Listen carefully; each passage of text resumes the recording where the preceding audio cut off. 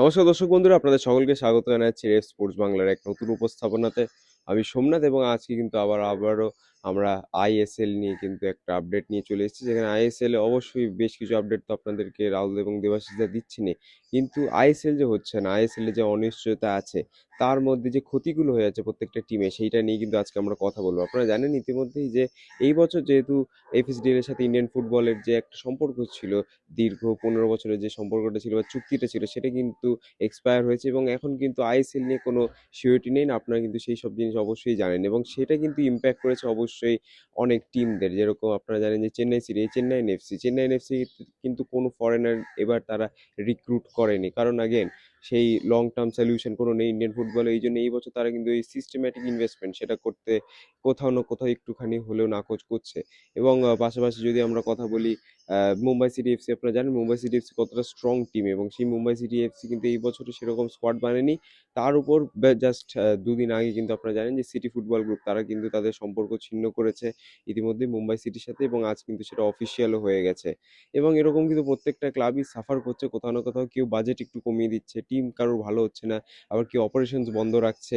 তো এই যে অনিশ্চয়তার মধ্যে এখন ইন্ডিয়ান ফুটবল আছে, এই অনিশ্চয়তার মধ্যে কিন্তু আরও একটা নতুন নাম বলতে পারেন সামিল হলো, সেটা হচ্ছে এফসি গোয়ার প্লেয়ার বোরা হেরেরা। তিনি কিন্তু ভারত ছাড়তে চলেছেন এই যে সামনের যে জানুয়ারি মাস আছে, নতুন বছরের নতুন মাসে কিন্তু প্রথম দিনেই তিনি ভারত ছেড়ে অন্য একটা ক্লাবে চলে যাবেন। কারণ যে উইন্টার ট্রান্সফার উইন্ডো আছে, আপনারা জানেন 1 তারিখ থেকে 31 তারিখ অবধি জানুয়ারির উইন্টার ট্রান্সফার উইন্ডো থাকে, এবং সেই উইন্টার ট্রান্সফার উইন্ডোতে কিন্তু বোরা হেরেরা ডিসাইড করেছে তিনি এফসি গোয়া ছেড়ে অন্য কোনো ক্লাবে তিনি যাবেন। তো ইতিমধ্যে এটা তো সত্যি খুব শোচনীয় বিষয় এফসি গোয়ার জন্য, কারণ তার আগে তাদের যে স্ট্রাইকার ছিল হাভিয়ার সিভিরিও, তিনিও কিন্তু এফসি গোয়া ছেড়ে অন্য ক্লাবে সই করেছেন, সাইপ্রাসে তিনি কিন্তু চলে গেছেন।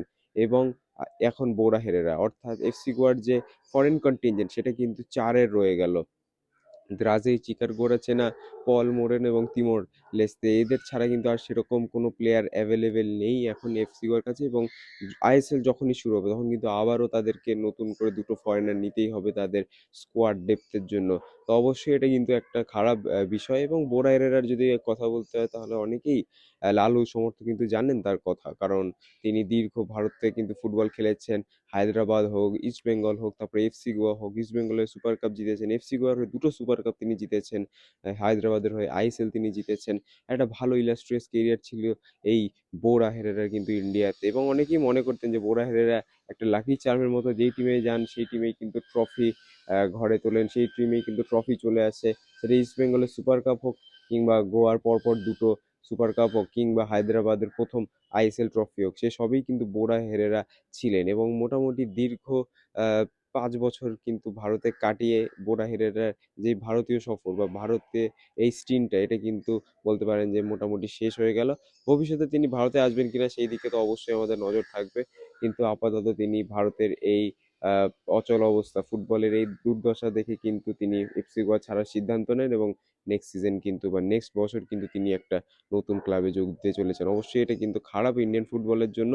এবং যখন মুম্বাই সিটি এফসি থেকেও সিটি গ্রুপের যে ছিন্ন হয়েছে, সম্পর্ক ছিন্ন হয়েছে, সেখানেও কিন্তু আশা করা যাচ্ছে যে বেশ কিছু প্লেয়ার তারা কিন্তু বেরিয়ে যেতে পারে এই আপকামিং উইন্টার ট্রান্সফার উইন্ডোতে। এবং আগেন অনেক ক্লাব নিজের অপারেশনসকে একটুখানি ডিলে করতে চাইবে, এবং প্লেয়ার কিন্তু তারা ছেড়েও দিতে পারে।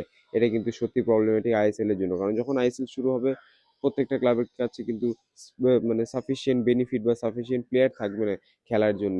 তখন তাদেরকে কিন্তু নতুন করে আবারও প্লেয়ার নিতে হবে, স্কাউট করতে হবে, এবং সেই স্কাউটিং হয়তো অত ভালো মানের নাও হতে পারে, কারণ একই সমস্যা, বাজেট কনস্ট্রেন্ট।